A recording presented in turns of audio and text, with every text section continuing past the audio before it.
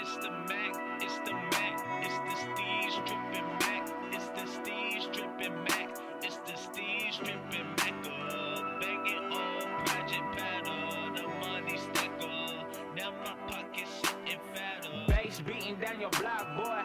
Bass beating down your block, boy. All I hang around is block boys. In my pocket, that's a knot, boy. Think you hot, but you not, boy. Bass beating down your block, boy.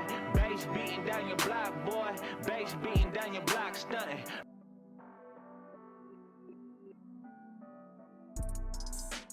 Honda with a hatchback, sport mode, one button, good luck trying to catch that. She don't fall in love, but fell in love with the music.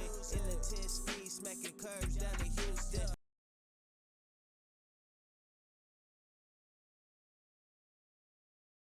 By the way, if I'm pausing too much, f you.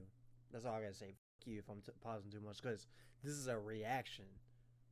If you want to go watch the actual video with no pause, this is the channel. This is the channel. It's called New Rockstars, Ant-Man and the Wasp, Quantumania breakdown, Easter eggs and details you missed. Now, because the only reason I'm mentioning this, because somebody commented on one of my videos about I pause too much. It's a reaction video. The f am I supposed to do? Just watch it all the way through and then not pause? And then I miss some shit that I want to talk about? No.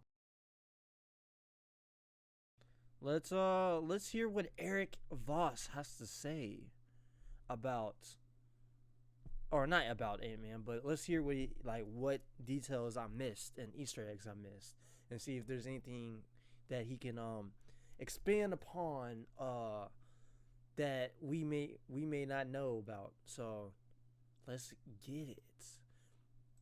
Welcome back to New Rockstars. I'm ERIK VOSS, and this is a breakdown of all the Easter eggs and details you missed in Marvel's Ant-Man and the Wasp: Quantumania. This breakdown is brought to you by our good neighbors over at State Farm. Okay, let's begin. They're Quantumania's sponsored by Marvel State Studios Farm. fanfare That's includes, dope. for the first time, an MCU villain. He Who Remains from the Loki Yeah, finale, I added peeped to the that. top of the A in Marvel, Yeah, I as peeped this that. movie places his throne room atop an A-shaped tower, and he has a Oh. history of dominating other countless Avengers. I And get in it, the I get it, post-credit I scene, get there it. is a glimpse I get it, Avengers. of his corporate variant, Mr. Gryphon, who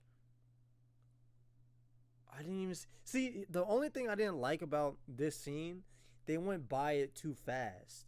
Like, if they just gave it like a few more seconds, it would have been good. Like, I'm not saying this scene wasn't good, but it felt like they went by so fast. I was like trying to look like, okay, who's everybody, who's who.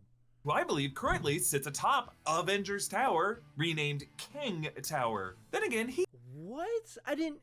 Oh my god. Remains was relatively an MCU hero compared to his variant, Kang the Conqueror, in this film. This Of course, prologue yeah. scene shows his arrival in the quantum realm when he was banished by the Kang dynasty for starting the same multiversal war that he remains alluded Wait. to.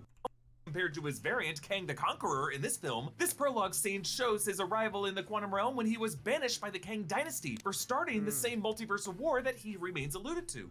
Not every version of me was so pure of heart. New worlds meant only one thing: new lands. Yo, what's his name? Jonathan Majors, like, bro, this nigga needs an award, bro. Cause like, bro, who do you know is playing multiple like, it's been done in movies where they play different versions of themselves or the same character, but this dude's gonna have to really and he's already doing a good job. Like, he's already doing a good job with Kang the Conqueror and the man who remains. He's already doing a good job playing different roles, and it's like you could tell they're different. They're not they're the same character but different versions of that character. So this man deserves an award, because it's like, bro, he's got to play these different versions of him and act with himself. That's like, yo, that's on the next level. Being conquered. The peace between realities erupted. Each variant fighting to preserve their universe and annihilate the others. You can see 3 pieces breaking. Their universe and annihilate the others. You can see 3 pieces breaking. Bro, I can't wait for them to show them fighting each other. I want to see Kang fighting multiple versions of Kangs, because I feel like that shit would be fire as fuck. Off of Kang's ship as it arrives in this atmosphere, perhaps representing the three Kangs who led his betrayal and sabotaged his ship. There may actually be a connection between the three timekeepers and the mysterious betrayal and sabotage as it arrives in this atmosphere, perhaps representing the three Kangs. See, if he didn't have the robot arm, I would have fucked with this whole outfit. Like, I fucked with this. It's just like, it's the robot hand. It's just like, fuck. Who led his betrayal and sabotaged his ship. There may actually be a connection between the three timekeepers and the mysterious fourth broken timekeeper statue, a statue that represents, perhaps, this exiled Kang. Now remember, Janet Van Dyne had been stuck in the quantum realm since she shrunk between atoms to disable a rogue ICBM in 1987. Now to clear up this frequently asked question, Janet aged normally over the 30 years in the quantum realm, while Scott time dilated, aging only 5 hours over 5 years of our time, because Scott fell into a time vortex while Janet did not. Janet just stayed in the normal quantum realm that entire time. Remember, Janet's line in the 2018 film's post-credit scene indicated that time vortexes were separate things within that broader quantum realm. And don't get sucked into a time vortex. We won't be able to save you. Now, it isn't specified, but the camera does linger on one of those big vortexes in the sky, and that might actually be one of the time vortexes that... Wait, what? On one of those big vortexes in the sky, and that might actually be one of the time vortexes that Scott slipped through, and one of the ones that the Avengers later navigated to go back in time in Avengers Endgame. But this opening gives us a scenario in which the roots of Phase 5 and the Multiverse Saga begin with two. This opening gives us a scenario. So this one's gotta be Kang. Remember, Kang, one of them fell down, so that's Kang. And I guess the direction, how like guided they are. So those are the Avengers, and I guess this is Scott. Scenario in which the roots of Phase 5 and the Multiverse Saga begin with two old school characters. Janet Van Dyne Wasp was one of the original Avengers in the 60s comics, and Kang was one of the OG Avengers villains, the time-traveling villain from the 1960s comics, who was later retconned to be the same entity as several other time-centric villains: Immortus, Pharaoh Ramatut, Scarlet Centurion, Victor Timely, even the hero Iron Lad. We're gonna meet all of them pretty soon. Kang and... Wait. How are they gonna do Iron Lad? First of all, if they're doing a version of Kang as Iron Lad, are they gonna get a different actor, or are they gonna get like, well, they gotta get a different actor because they can't use Kang as Iron Lad, right? Because like Iron Lad's like a teen, right? So my next question would be, is Iron Lad gonna be played by a black actor, or they're gonna pick a different actor to play, or a different race actor that's gonna play that Iron Lad? I'm just asking because so far all the Kangs we've seen is Jonathan Majors. So my thing is Iron Lad gonna be played by a different black actor and it's just like it's Kang, or is it like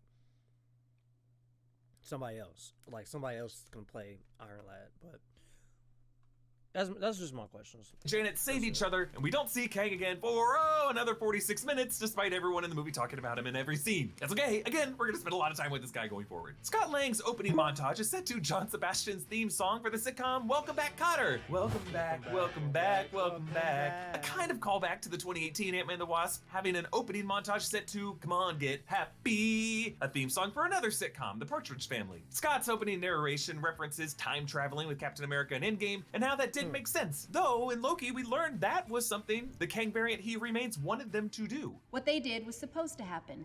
You escaping. Oh yeah. FBI. Oh yeah, she did say that was supposed to happen. Okay. Agent Jimmy Woo, Randall Park makes a cameo. He and Scott. Cause don't they end up fixing the whole thing? So like, okay. Finally getting that lunch date. I thought you were inviting me somewhere. Like a party or like dinner or something? I don't know. I thought you were planned the evening. No, I meant to like arrest you. I'll arrest you later again. Take it easy, Jimmy. Okay. Bro, I wanna Jimmy Woo you show. were planned the evening, inviting me somewhere. What they did. Randall Park makes a cameo. He and Scott finally. Escaping was not. FBI agent Jimmy Woo, Randall Park makes a cameo. He and Scott finally getting. I love Jimmy Woo in what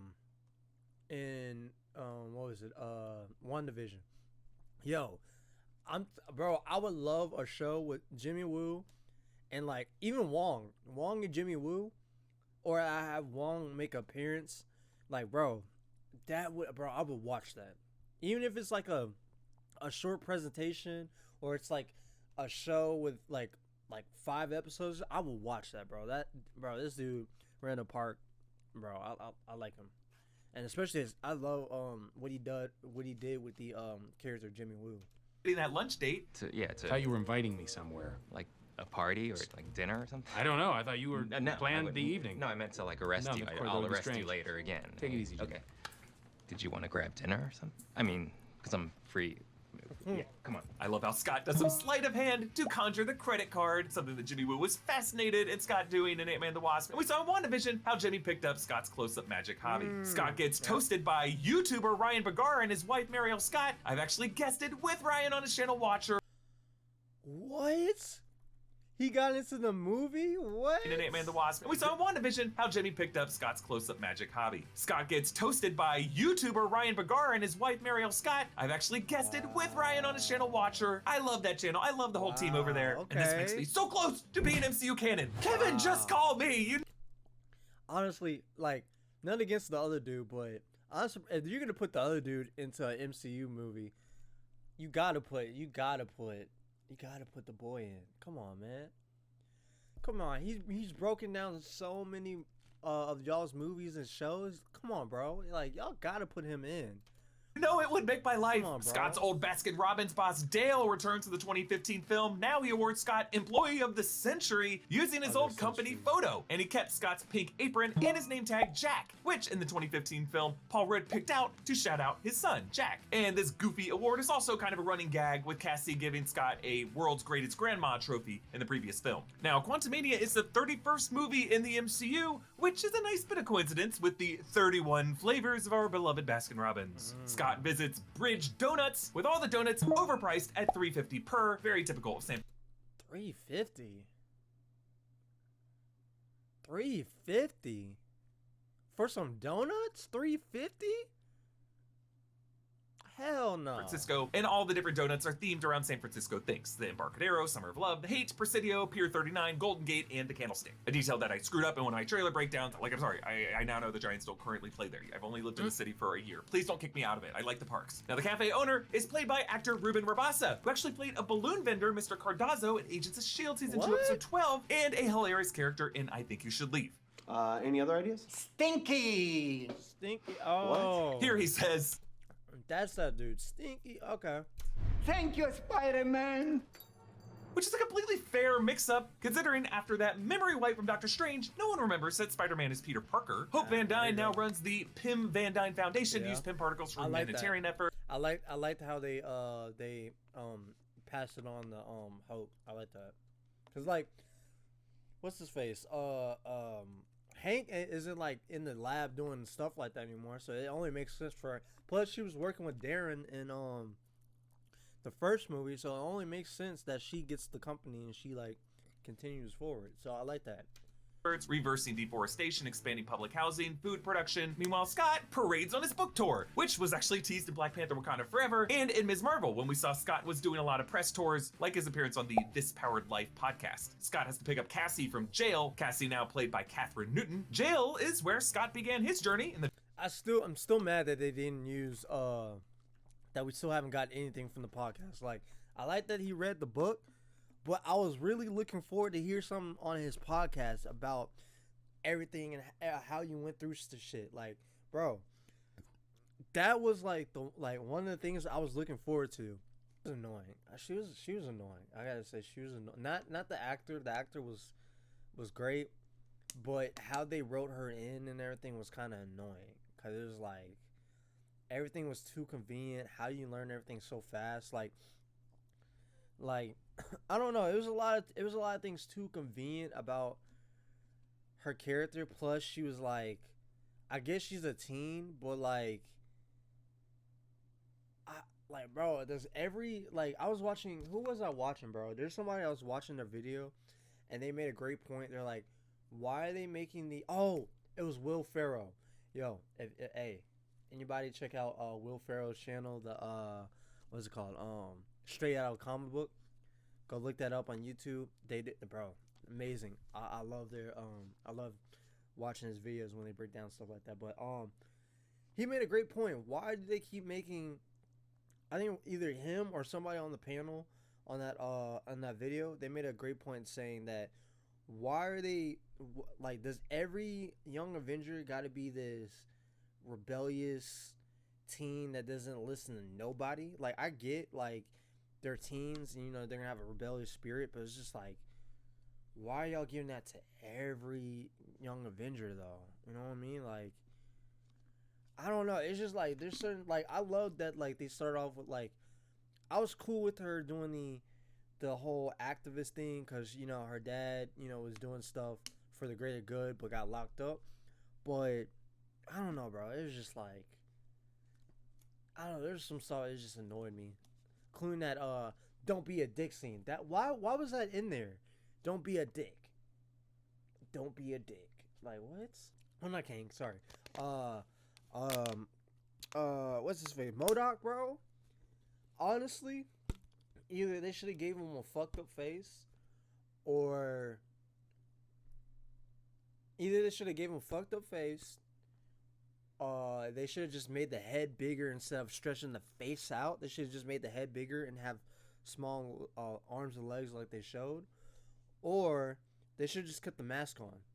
Like, that's how they tried to make MODOK cute, and it was just like, why? He's not supposed to, bro. Why? Like, bro, my thing is, why are they fucking up these ugly characters? They're supposed to be ugly.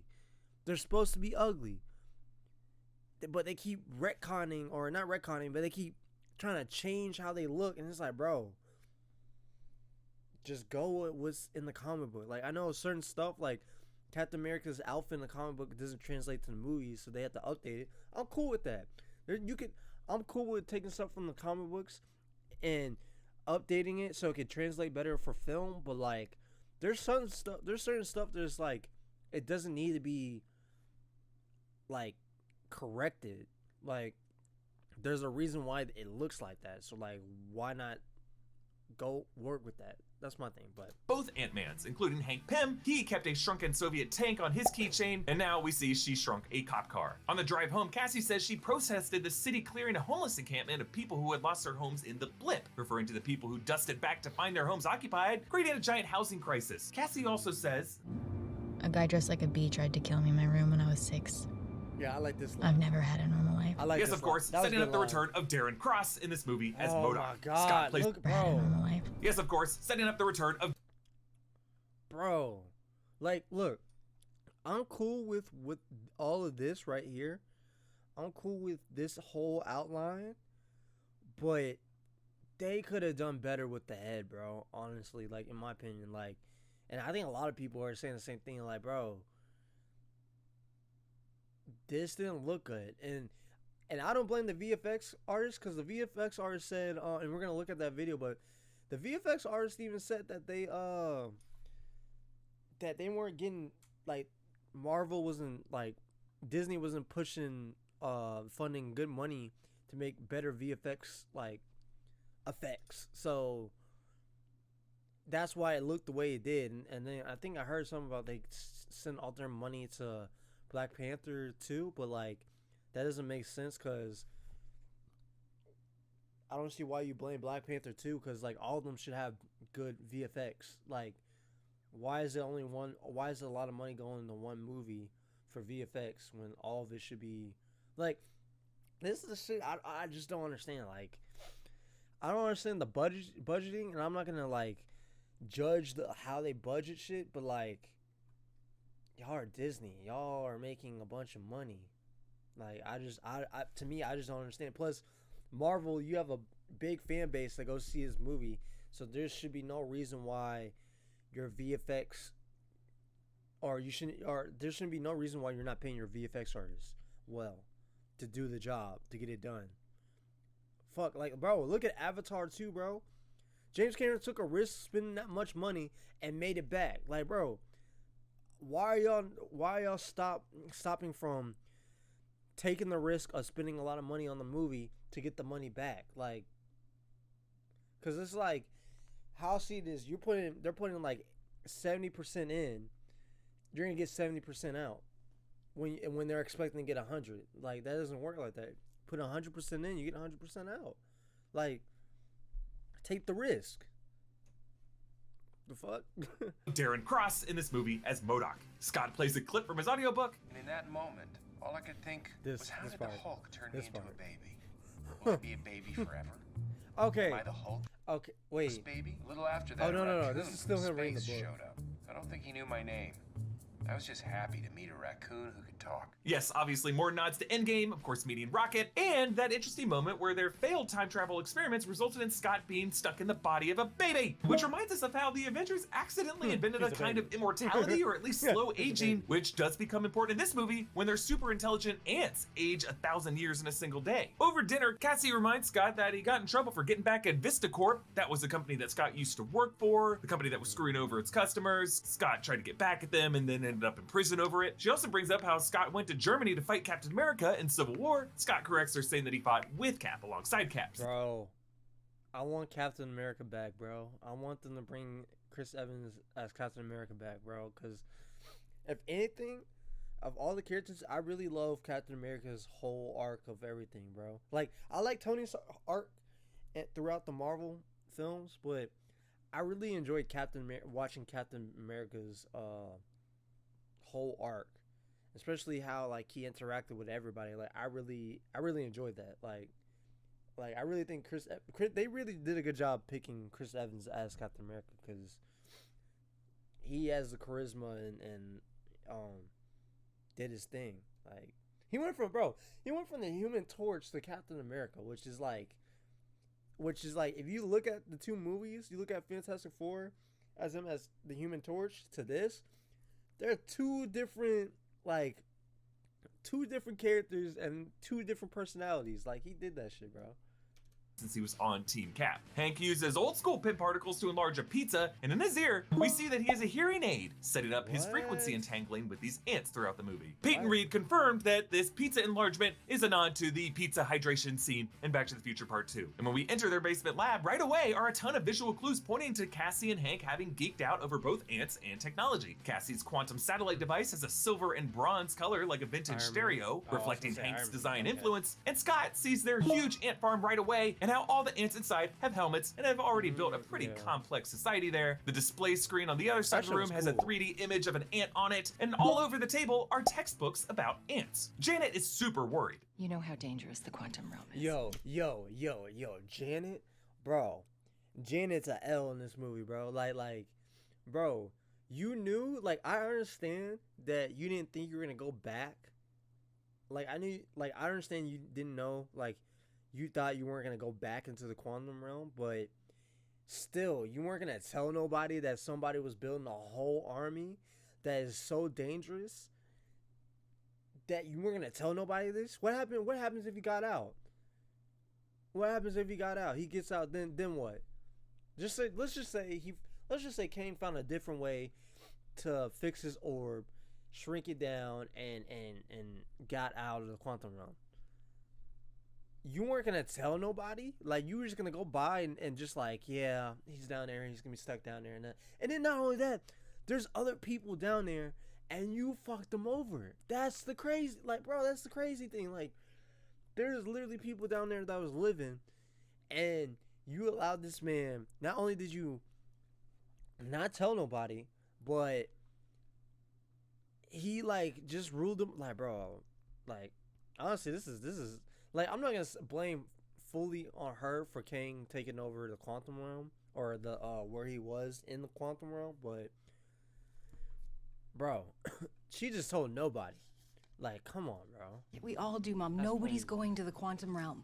So Janet went from being pretty okay with Scott going into the quantum realm to collect quantum healing particles at the end of the 2018 film to now being completely terrified. She went from that to, yeah, bro. That Cassie is even communicating with the quantum realm. Hell yeah. So what changed? Well, maybe Janet was fine with risking Scott going down there for just a few seconds to a specific region of the quantum realm that Janet could locate, a place that in her years on the run from Kang, she hid in the surrealist rural parts away from the civilization. But it's also possible that the Avengers, having gotten away with time travel via the quantum realm since then has reminded Janet that quantum realm-based timeline manipulation is a real thing, and that Kang is still a real threat down there, and they shouldn't risk re-entry again. They shouldn't tempt fate, because as Tony Stark said in Endgame, You mess with time, it tends to mess back. so the device activates on its own, but we later learn that it was MODOK hijacking it, and the whole family gets sucked in. Scott bumps into the ant farm right away, proving that these ants got sucked in too, and that they're gonna come back later. The family gets separated, and Scott slaps on the chest piece of his suit. Now, compared to the last time we saw him in Endgame, his suit in the opening sequence of this movie has a different chest piece, and that's because this is a form of portable nanotech that contains the entire suit inside, showing how Scott has upgraded to something closer to Stark tech. And after Giant Scott... Okay. So I dropped my what's it called? I dropped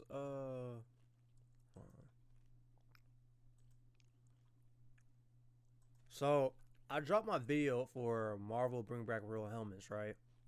And at the time, and this is where I gotta probably go back and rewatch Ant-Man in theaters, but I was like, this was too. I was agreeing with Will. This was Will Ferrell's also opinion too, and I thought I was agreeing with it too. Like, I thought it was too convenient that he has like. I was like, where did he get his suit from? Like, I thought he just hit his chest like Iron Man, and the suit showed up. I didn't realize he had a whole thing in his pocket and slapped it on. Like, that changes things now. Like, if that's the case, then I take back what I said about. At least the nanotech on that part for him, right? Because it makes it easier for the suits to show up. But I still stand with there's too much overuse of nanotech in the Marvel films. Like, it's like I think Peter's the only one so far in this whole phase, other than Doctor Strange, of course, and Wanda. But like, it just feels like. It feels like a lot of these people have like nano suits, and it's not like a lot of the old school, like, let me put it on and I'm ready type of suit. Like the whole thing with Spider-Man, the Spider-Man first film, he had to put on suit, even though he had chest to like, for it to like, fit and all that. I was cool with that. At least it was like, it wasn't nanotech. It made it tight on him, but it's like Black Panther, nanotech, Ant-Man, the people in Ant-Man, nanotech. Who else? Thor: Love and Thunder, nanotech, or at least the idea of nanotech. Like, it was like, bro, it's like, bro, I get that Tony, is I know Tony is an inventor and like is changing things with tech, and I know that like certain people are gonna get a hold of certain tech, and use it, but like not every superhero and villain needs nanotech. Now it fits for Kang, and I kind of agree now that it fits for Ant-Man, but it's just like, it's too much, bro. Like, why? Like, it's just like, it's lazy to me. How I see it, it's lazy. Like, you're doing all this, and it's like, bro, y'all are being lazy about it now. Like, y'all went from... Now, Tony's thing with the whole nanotech, like, from his whole armor suit arc, that whole thing, bro, that makes sense. Because you watch from the first Iron Man, each suit is a progression. Like, okay, this and this happened when I wore this suit, so let me put it in this suit. Oh, man. Okay, this new suit is going through this. Now let me update it. Like, he's updating his suits. It makes sense. But, like, for other characters, it doesn't make sense. Like, why do y'all all have nanotech? I don't like why does Thor need nanotech? Or at least the whatever they're going to try to call it. Like, that shit look like nanotech. I'm sorry. And the helmet looked bad in that movie. And Thor: Love and Thunder. But that's something else, though.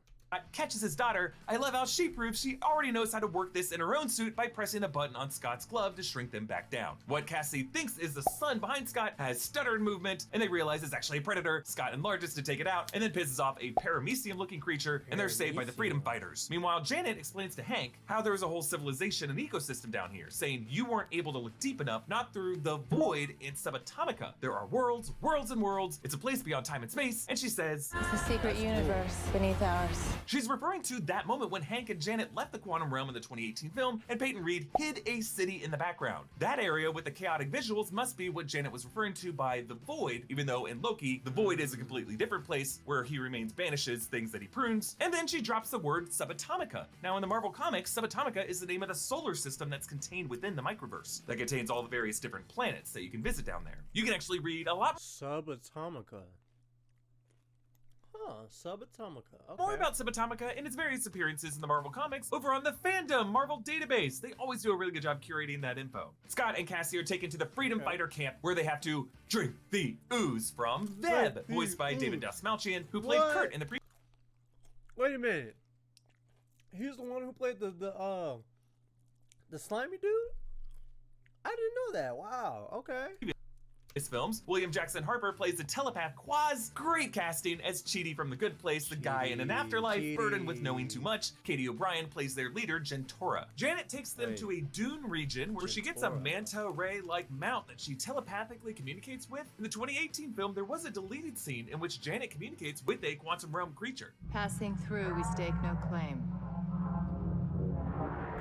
Go in peace. And when they soar across the quantum realm on this thing's back, they briefly spot a quantum knot outpost, which has a Kang mural on it. Janet leads Hank and Hope to the city of Axia. The subatomic universe. This changes everything we know about life, evolution, our place in the galaxy. Holy that guy looks like broccoli. Yeah, Broccoli Man is voiced by Graham Fox, who is the on-set reader for Crow in Eternals, and they meet up with Janet's old flame Krylar, now Lord Krylar, played by Bill Murray. Now in the comics, Krylar is a sort of one-and-done character from the planet Kai in the Microverse, who shows up just in one comic issue, Incredible Hulk 156. Similarly, this Krylar doesn't last too long in this movie before Hank Pym enlarges a squid creature delicacy that, for whatever reason, doesn't eat Krylar. Really let him off easy there. Krylar reveals that Kang had sent MODOK, mechanized organism designed only for killing, to hunt Scott and Cassie in the Freedom Fighter camp. Now in the comics, MODOK,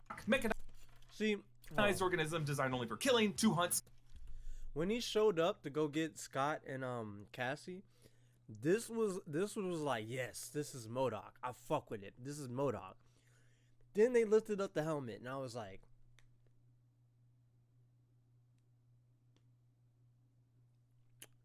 so this is what we doing. This is what we, so we're just making villains look cute now. Okay. What happened to villains being menacing? Okay. Like, that's where I was when I, like, he lifted up the head, or not the head, sorry, pause. Lifted up his, lifted up his helmet. I'm like, bro, like, it gave me the same feeling with the Kylo Ren thing in Star Wars. Like, at least Kylo Ren is more scarier than him, or at least, you know, but, you know, in the beginning of Star Wars Force Awakens, he has the helmet on, stops the laser with the Force, sends it back. I'm like, oh my god, he crazy. He's a minute. Like, yo, this man's about to be he's about to be trouble. Had the whole lightsaber with the two blades on the little side of it. I'm like, yo, he's about to go crazy. Then they lifted up his helmet and they stopped showing them wearing the helmet a lot. And I'm like, okay, so now he's just a emo crybaby dude now. In my opinion. Like, not against the dude who plays Kylo Ren. He did a fantastic job. Like, I fuck with him, but it was just like,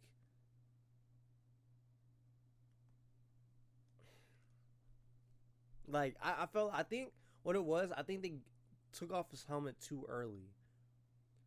Like, there's scenes where he has the helmet on and it's menacing. I'm like, ooh, like, but it's like, I felt like they took it off way too early. Like, they took off his helmet way too early. And I was just like, bro, like, I'm not even scared. Like, it's like, now I know what you look like. Like, yeah, I'm scared because, you know, you a Sith, or, yeah, I guess he's a Sith. But, yeah, he's a Sith, could do all this stuff. Like, that makes him menacing and all that, plus the helmet. But I know what you look like underneath it now. So it's like, I'm not really frightened by you that much now. Like, I don't know. Scott and Cassie. But at least with MODOK, it was like. Now in the comics, MODOK is an AIM technician, George Tarleton, who gets mutated by the Cosmic Cube. But Marvel Studios here has retconned MODOK to be Darren Cross. And bro, they keep retconning these motherfuckers, bro.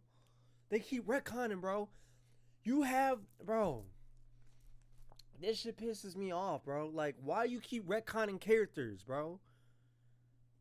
Like, I get it. If this fitted for how they planned it out, but it's like, bro, you have a whole different character with a different name that's actually MODOK. Now, my thing is, okay, spoiler alert. Oh, this whole thing is already spoiler. I'm gonna put spoiler alert in the title and all that, but Darren dies. So my thing is, are we getting a different MODOK that actually is the real MODOK, or are we just done with MODOK and all in general? Because if that's the case, Marvel, you fucked up. But if that's not the case, and you're gonna find he's not the actual true MODOK, then I'll be like, okay, cool, I can fucks with it. But the way they kind of ended it, it's just like, I don't know. I don't think we're getting another MODOK, but I could be wrong. I hope I'm wrong, so we'll see. Villain Yellow Jacket from the 2015 film, his body parts disproportionately shrunk after he was zipped down to the quantum realm. And as we see, the uncanniest valley in this whole uncanny valley of a film. A montage flashes back to Darren in the 2015 film, his defeat, and now picks back up with his disfigured form in the quantum realm and how Kang restored his body in its creepy little butt. Becomes a source of mockery for the rest of the film. And by the way, a great resource to learn about MODOK is, again, that Marvel database from our friends at Fandom, which also curates every single one of MODOK's known comic appearances, so you can go read all of them. I do love how he has a heart rate monitor on his chest. They didn't need to show his butt cheeks in here, bro. They didn't need to show it. He dies, and he has a crystal on his forehead that he used to fire a beam at Scott and detain them for Kang. He remains to use Eliath as his lapdog. Kang uses MODOK. Janet finally tells Hope and Hank her history with Kang. She says that Kang's ship could travel the multiverse, and Hank asks the multiverse as an alternate. Bro, hands down, the best shit in this movie was all the scenes with Kang, bro. All the scenes with Kang, bro. Like that, bro. Those have just been my favorite parts of the whole movie. Is everything with Kang. Dimensions, parallel realities, and Janet says, I didn't believe it at first, but it's real, just as we theorized. So Hank and Janet, having theorized about the multiverse back in the 80s, makes them predecessors to another couple, Wanda and Vision, having some multiverse pillow talk in the past. What do you know about the multiverse? Viz had his theories. He believed it was real and dangerous. Much like how Scott... I just peeped the shirt. Hold up, I'm gonna have to cop this shirt. I actually fuck with this shirt, bro. That picture of Kane with the broken what was supposed to be the fixed timeline, the broken timelines. Oh, bro, I might have to cop this, bro. That should look fire. Hope and Cassie shrink and grow to a variety of sizes. That should look fire. Janet recounts how, after they saved each other, she and Kang agreed to help each other rebuild and reactivate the multiverse engine core of this ship. And we don't know how many of the other Kangs have this kind of technology, but we have to assume that none of them do, or they all do now that he remains is out of the picture, but they have a kind of truce where they're able to check each other's infinite power over the time stream. A kind of mutually assured destruction, making this Kang, Kang the Conqueror, the rogue state of them all. The Kim Jong Kang, the one who didn't play by the rules. Now Janet says his ship was neurokinetic, connected to his thoughts. So when she touched it, she saw his mind and felt what he had done. She says entire worlds, entire timelines gone, like they never existed. This sequence uses the same sacred timeline imagery from Loki, but it shows the actions of this Kang the Conqueror tearing it apart. While we see Kang within a single timeline blasting innocents who flee from him, he's causing so many branched timelines on individual scales that the timeline as a whole cannot take it. So it's not just murder, it's load-bearing murders that destroy the fabric of that timeline. And I love how we see Kang's and the lines on his face illuminating as he slaughters these people. Lines precisely where the scars are on his cheeks now. Okay, so when the trailer dropped, right? Oh, when I watched the trailer, I was wondering, I was like, yo, what is this? Like, is this like battle scars? But to find out, this is actually not nanotech, but this is the tech that he put in him for his thoughts. So like not only is this ship powered, but his suit is powered from this. Or at least by his thoughts. So I was just like, that's smart. And it like, I like how they retcon the lines. I don't know if they do. I don't know if that's the same thing in the comic books, because like every time I read about Kang, he's already doing shit, but I haven't read about like his about the, you know, the tech and all that. So and I like that the suit they gave him is like armor. I actually like that. It's not like the fucking robe. even though the robe looks good, I like that they give him armor to represent that his actual look in the comics, which was fire. So. And I'll go into what those scars are in next week's deep dive into this film on the other channel. So just another reminder to subscribe. Janet, waking up from this nightmare, pauses in fear, and Kang is able to see in her eyes that she knows who he is. She asks, who is Kang? The first time we hear the word Kang in the MCU. And Kang, hearing this question, knows that he has hurt so many people in his life, he just knows what it looks like when the person staring back at him knows what kind of monster he is. And I love that he frames his master plan in just a single word. Look at him, win. bro. What is Kang's plan? To win. Janet has to disable his core by enlarging it beyond use with PIM discs. So he frames his master plan in just a single word: win. What is Kang's plan? To win. Janet. He didn't point this out. I didn't notice. She's still wearing the same suit that she got sucked in, like where she got sucked into the quantum realm and got stuck. I didn't realize she's still wearing her same suit that she got stuck in. I just peeped that. Like, what? Actually, that's fire. That's fire. Has to disable his core by enlarging it beyond use with PIM discs. So she had these on her the entire time she was in the quantum realm. These are probably rainy day PIM discs that she was hoping she'd be able to use to escape the quantum realm. But this task is more important. Kang must be trapped, even if it means entombing herself with him. And again, this justifies why in the 2018 film, Hank found Janet far away from the city in the distance. She had to exile herself in the far borders of the quantum realm to stay hidden from Kang. And that explains why in the 2015 Ant-Man, Scott saw her shadow projected on the other side of the border of the quantum realm. She was on the far border of it to get as far away from Kang as possible. Meanwhile, Kang in prison introduces himself to Scott and retracts his mask, giving us a close-up look at that neurokinetic overlay and how it clings to his skin perfectly. As it retracts, you can notice briefly diagonal reinforcement lines across his cheeks becoming visible, and the lights on the side of his helmet dim. Kang says he has killed Avengers before, and for the second time in this movie, Scott is confused with the wrong Avenger. You're not the one with the hammer. That's Thor. Yo. I wish, like, the only critique I have about what they did with Kang is they showed him losing, and I don't think he really lost, but they showed him losing in this film, which I feel like was kind of a downfall a little bit in there. But like, if wherever and I don't think he's dead. I think my theory is he's stuck wherever he is because he's coming back. Like, this King is coming back. So my thing is, wherever he is, and I'm guessing is where Scott got stuck in, and I think he's gonna explain when we get further in the film, or in the video. But I think that wherever is going on where Scott was that he got sucked into, I think that's how he's gonna get his true powers as King. And so my thing is, if he comes back super powerful, that just might give that scene a little more grace. If he comes back super powerful, but like, I didn't like that he got, like, I get that the ants. We'll get to it. I'll explain when we get to it. But yeah, man, it's just like him when he was in the jail, and when he was at the jail, and he was just like talking to Scott, and he's like, "You're not the one with the hammer, right?" And just talking about how he defeat and lifting them up and all this, doing all these scenes with his bro. I was like, yo, this man is about to be a problem. Like, he's a problem. And I fucked with that. It's just, I didn't like how he just, like, they show him losing toward the end, and it's just like,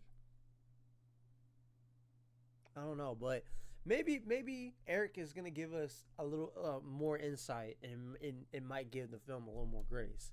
But I said a little more. I'm not gonna give it fully, because we gotta have somebody else kind of give us an explanation on it. But when they should have done a little better of a job explaining the movie. But confused a lot. Similar body types. Yeah, Kang has specifically killed Thor, which I speculated in a new ROCKSTARS video might have been done right before Thor sparked Vision to life, since Vision and his multiverse mind would pose potentially a pretty major threat to Kang in another timeline. Kang explains that he knows how all of time ends, saying, "Me, a lot of me.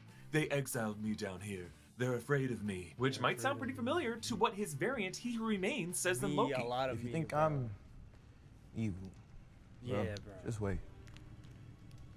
This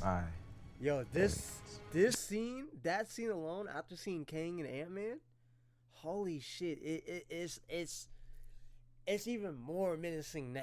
Like seeing all the different Kangs and this King the Conqueror. Oh, It sounds man. like all the Kangs are really just afraid of each other. While He Who Remains was extremely animated, jumping in and out of his jet's chair, Major's performance as Kang the Conqueror is far more rigid, regal, with the actor described as no moves wasted. He tortures Scott and Cassie with just a flick of a finger, a gesture that he repeats consistently to swat them down and make commands throughout this movie. But throughout the film, you can see his rage simmering beneath the surface, rising and rising until it all just explodes in the final battle.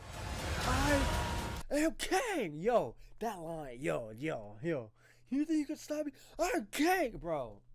That man, Jonathan Majors, delivered that line perfectly, bro. Cause that shit gave me chills. I'm like, yo.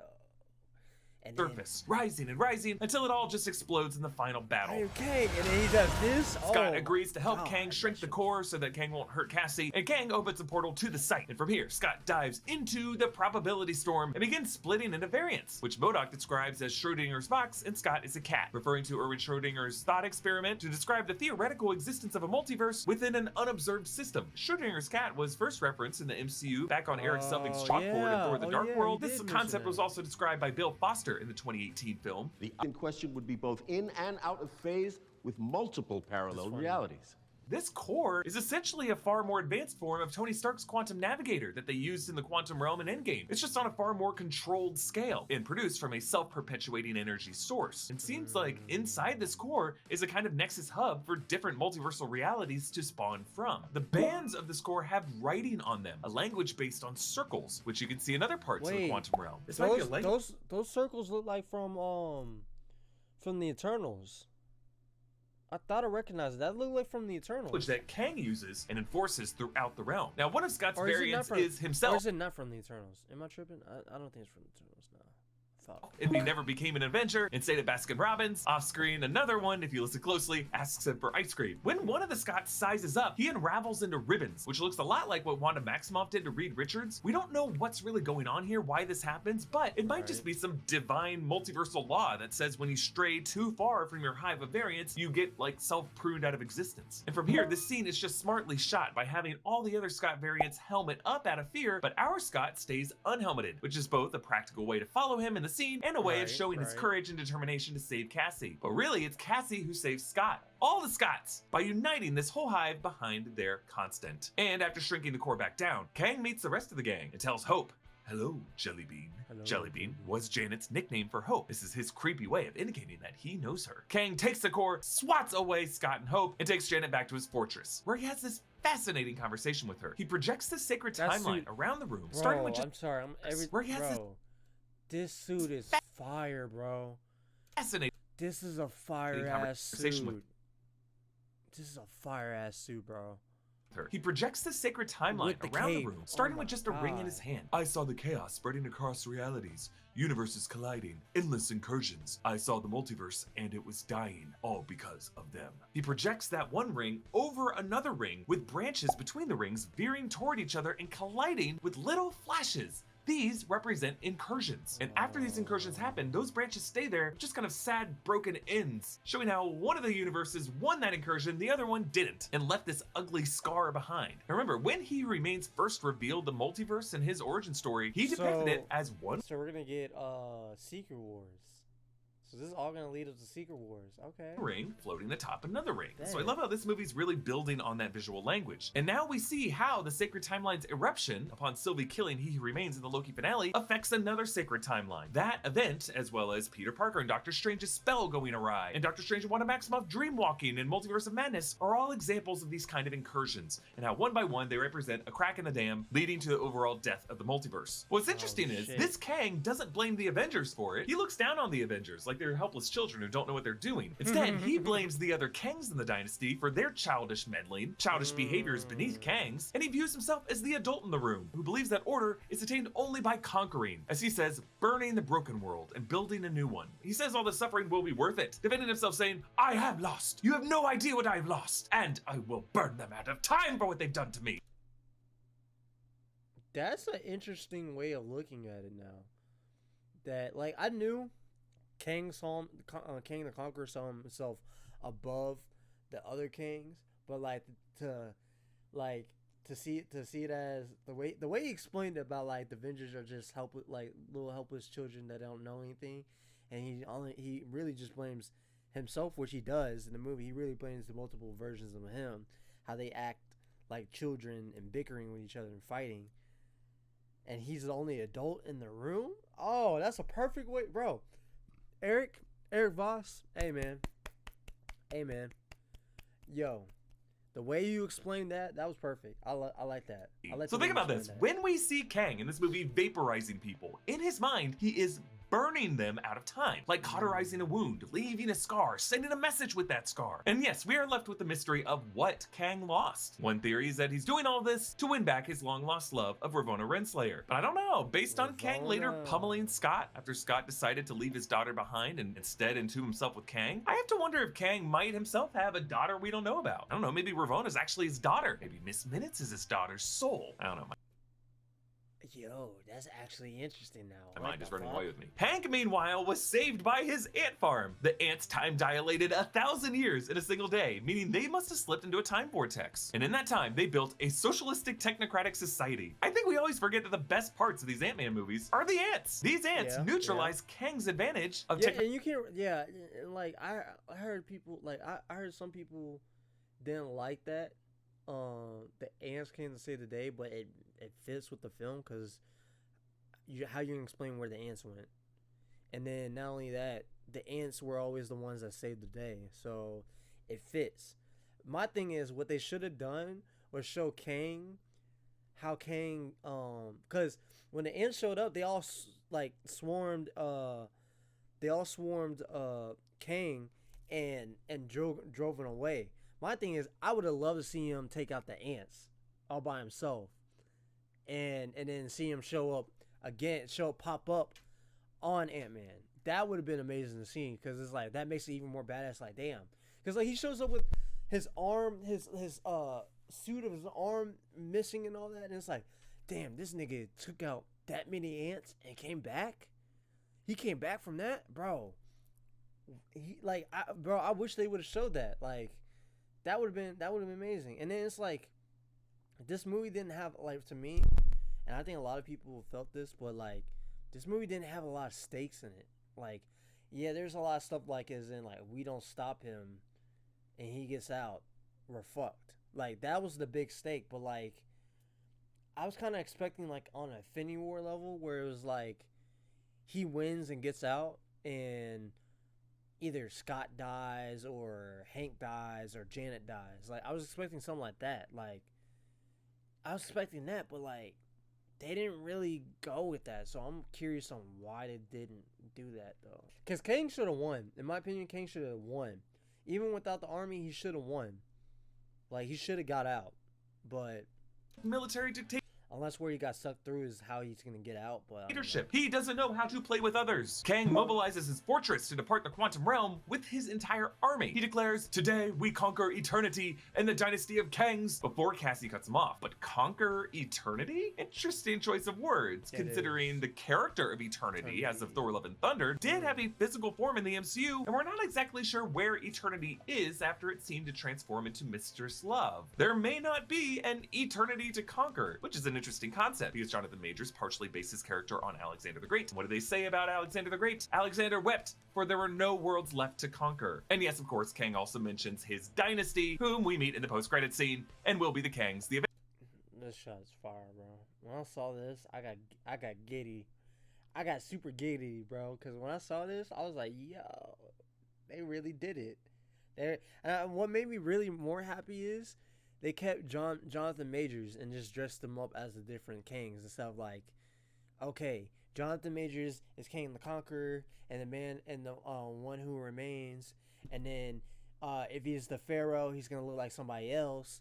We're gonna get a different actor. Like, I'm happy they didn't get a different actor. Like, I'm happy they kept the same actor for the multiple versions. So Avengers have to face in Avengers Kang Dynasty in 2025. Giant Scott attacks Kang's fortress. This is the largest he has grown yet. In the 2018 film, he bragged to Bill Foster that his record then was 65 feet or 19.8 meters, which is roughly how big he gets in the San Francisco Bay. In Avengers Endgame, that wide shot of all the portals opening up, Giant Scott, when you compare his height to a nearby human, Giant Scott is roughly 19 times as tall as that human, and if you were to put that human at 6 feet, because those look like the Wakandans, you know, the mountain tribe, they're pretty tall, that would make Giant Scott in Endgame around 114 feet tall or 37.4 meters. But now, based on this one shot where Giant Scott stomps on the quantum knots, those quantum knots, I would say, are about 25% of the scale of that human next to his foot in Endgame, which means that Scott here must be around at least 4 times taller than he was in Endgame, well over 450 feet tall now, or over 137 meters. Our man is roughly the height of a small skyscraper. And yes, when Scott stomps on Kang's forces, it does mirror how Kang will later stomp on his helmet, as if, of course, trying to crush an ant. Scott picks up that shit was fire. He's just like,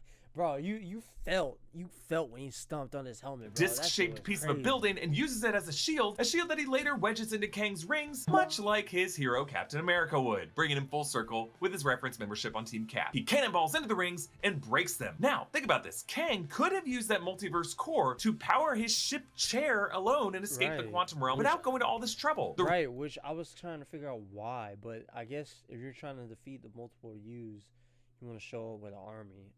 Reason he fails really is because he got greedy. He wanted to bring his entire fortress. Which I think that really matches his character, because Kang is known to be arrogant, especially like specifically Kang the Conqueror.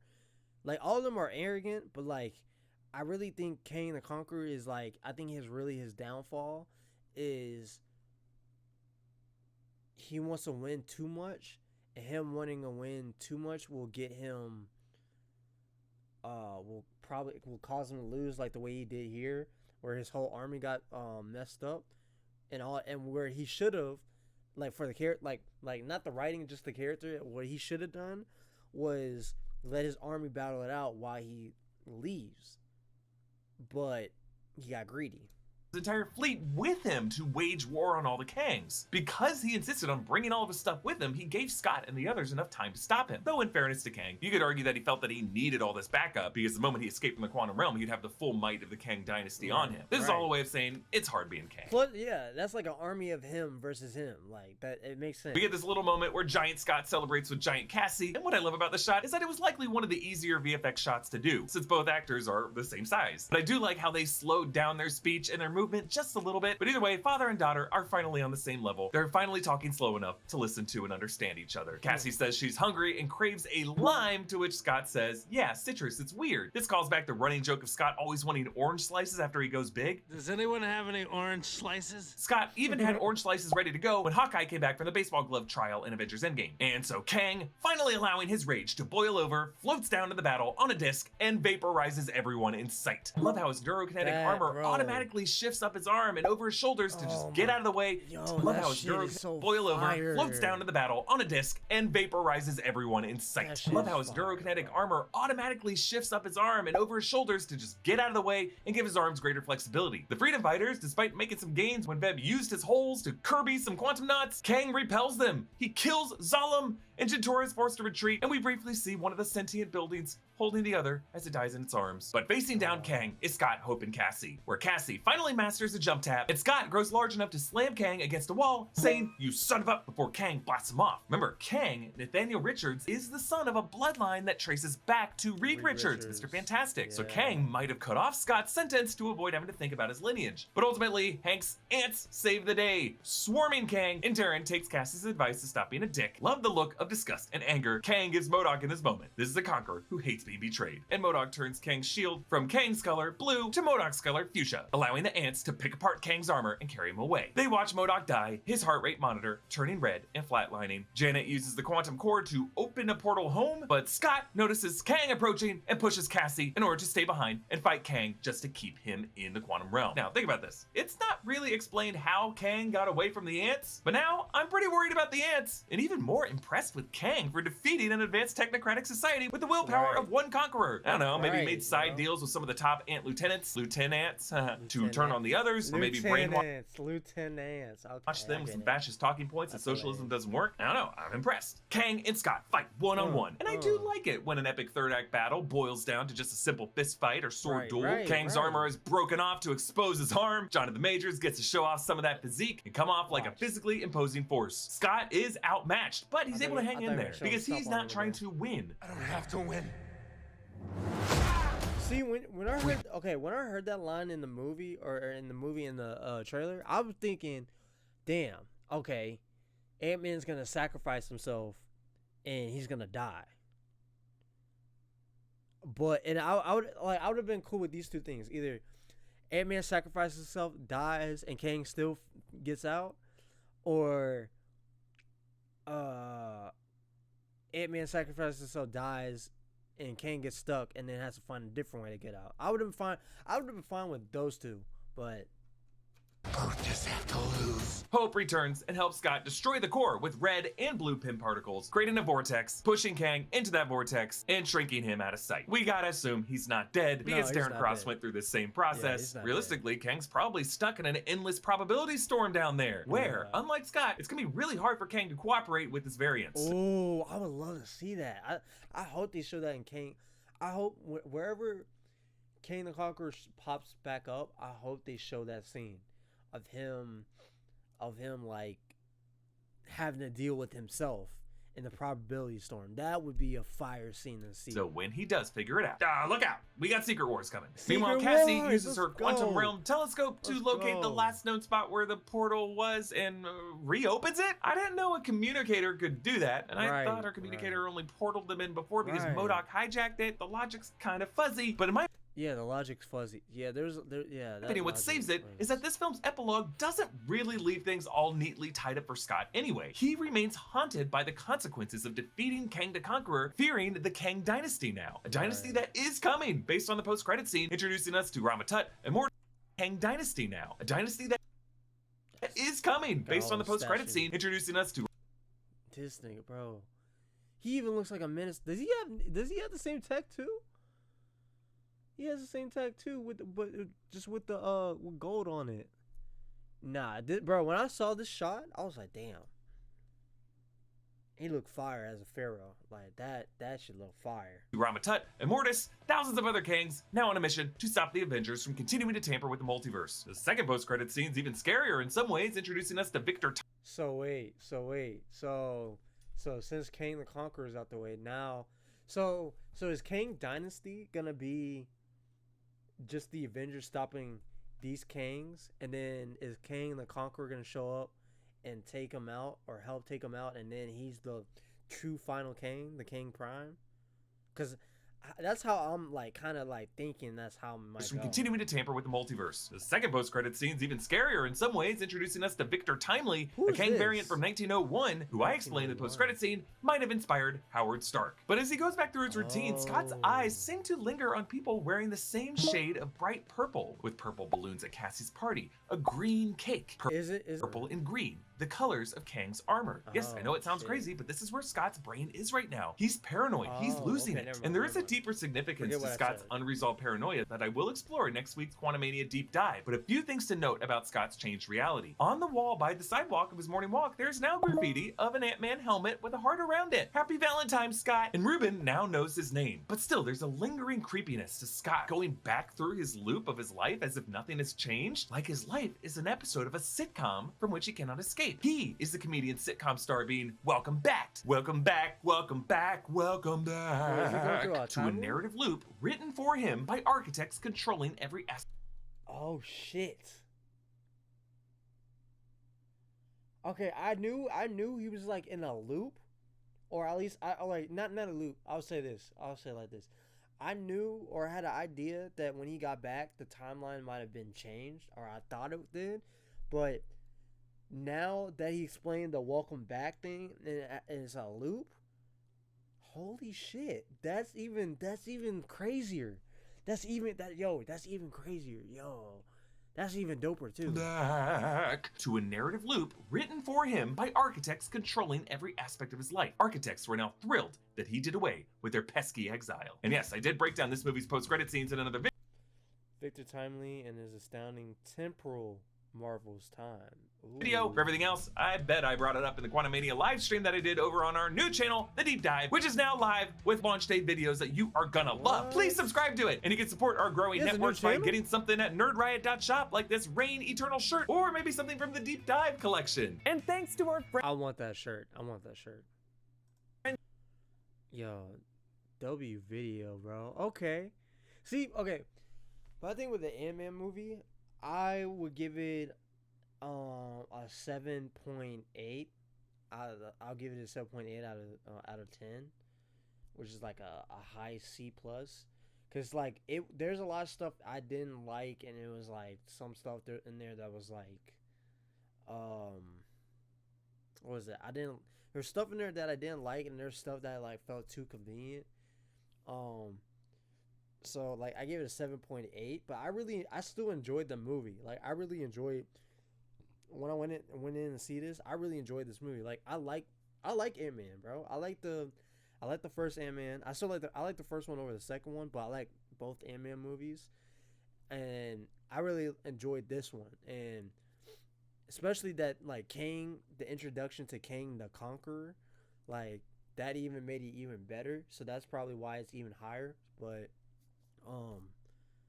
yeah, I give it like a 7.8 out of 10, because there's some stuff like it's not an overall, I don't want to say perfect, but it's not an overall great film. It's like a in between. It's not mid. I'm not gonna say it's mid, because like it's a little, to me it's more interesting than mid. So I would say it's like between a good and okay, maybe. Is okay after mid? Is it like bad, mid, okay? Yeah. So I would say it's between okay and good. Like it's in between that, whatever that is. But yeah, it wasn't like an overall great film like Infinity War, Endgame, the First Guardians, Captain America, Winter Soldier, Captain America Civil War, like all that. Like it didn't it wasn't great like that, but it was between okay and good. Like the first Ant-Man, what else? What else was okay? I'll say Guardians 2, stuff like that basically. But WVIP.